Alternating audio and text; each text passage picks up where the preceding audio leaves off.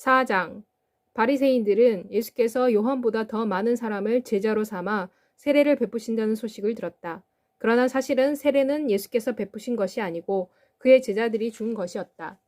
예수께서 유대를 떠나 다시 갈릴리로 떠나셨다. 그러나 예수께서 사마리아를 지나가셔야만 했다. 그래서 예수께서 사마리아에 있는 수가라고 하는 동네에 이르셨다. 이곳은 야곱이 그의 아들 요셉에게 준 땅과 가까운 곳이었다. 거기에는 야곱의 우물이 있었다. 여행길에 피곤하셨던 예수께서는 우물가에 앉으셨다. 때는 6시쯤 되었다. 한 사마리아 여인이 물을 기르러 왔다. 예수께서 그 여인에게 말씀하셨다. 내게 물을 좀 다오. 예수의 제자들은 먹을 것을 사기 위해 동네로 들어가고 없었다. 그 사마리아 여인이 예수께 말했다. 당신은 유대인인데 어찌하여 사마리아 여인인 나에게 물을 달라고 하십니까? 이는 유대인은 사마리아 사람과 상종하지 아니하기 때문이었다. 예수께서 그 여인에게 대답해 말씀하셨다. 만일 내가 하나님의 선물을 알았고 내게 물을 달라고 내게 말하는 사람이 누구인 줄을 알았더라면 내가 그분에게 구했을 것이고 그분이 내게 생수를 주었을 것이다. 여인이 예수께 말했다. 주여, 당신께서는 물을 기를 만한 것을 아무것도 가진 것이 없고 이 우물은 깊습니다. 당신께서 어디서 그 생수를 얻으시겠습니까? 당신이 우리의 조상 야곱보다 더 크신 분이십니까? 그분은 우리에게 우물을 주셨고 그분 자신은 물론 그의 아들들과 가축들도 이 우물에서 물을 마셨습니다. 예수께서 여인에게 대답해 말씀하셨다. 누구든지 이 우물을 마시는 자는 다시 목마를 것이다. 그러나 내가 주는 물을 마시는 자는 영원히 목마르지 아니할 것이다. 내가 주는 물은 그 사람 안에서 솟아나는 샘물이 되어 영생에 이르도록 솟아날 것이다. 여인이 예수께 말했다.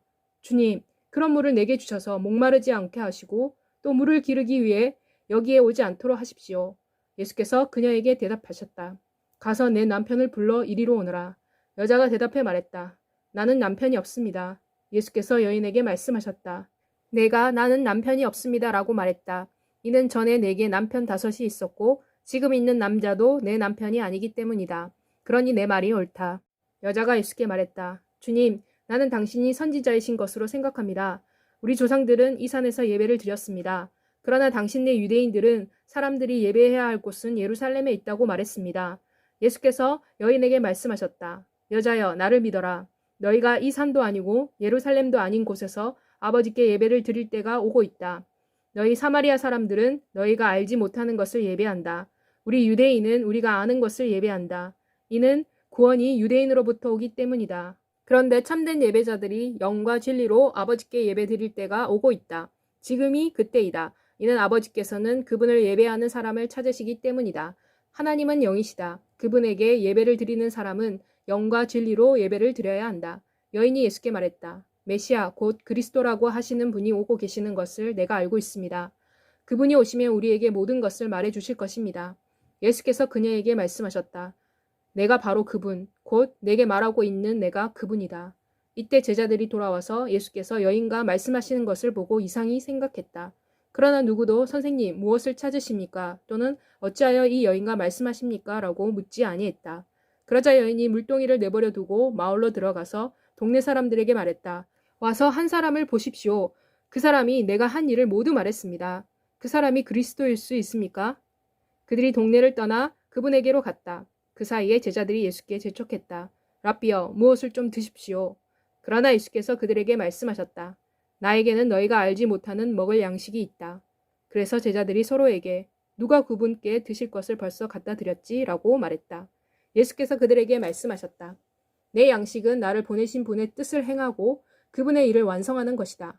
너희는 넉 달이 지나야 추수할 때가 이를 것이다 라고 말하지 아니했느냐. 그런데 내가 너희에게 말한다. 너희 눈을 들어 밭을 보아라. 이는 이삭이 익어 휘어져서 추수하게 되었기 때문이다. 추수하는 사람은 자기 삭슬 받고 영생에 이르는 곡식을 거두어 드린다.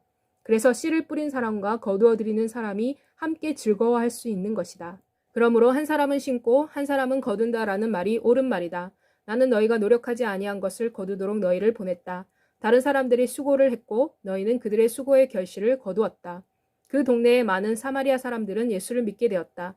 이는 그 여인이 그분이 내가 행한 모든 일들을 내게 말씀하셨다고 증언했기 때문이었다.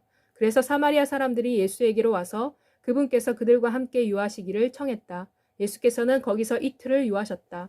그리고 더 많은 사람들이 그분의 말씀을 듣고 그분을 믿었다. 그들이 그 여인에게 말했다. 이제 우리가 예수를 믿는 것은 당신이 말한 것 때문이 아니다. 이는 우리는 우리 스스로 들었으며 그리고 우리는 그분이 참으로 세상의 구세주이신 것을 알게 되었기 때문이다. 이틀 후에 예수께서 갈릴리로 떠나셨다. 예수께서 전에 선지자는 자기 자신의 고향에서 존경을 받지 못한다고 말씀하신 일이 있었다. 예수께서 갈릴리에 이르시자 갈릴리 사람들이 그분을 영접했다.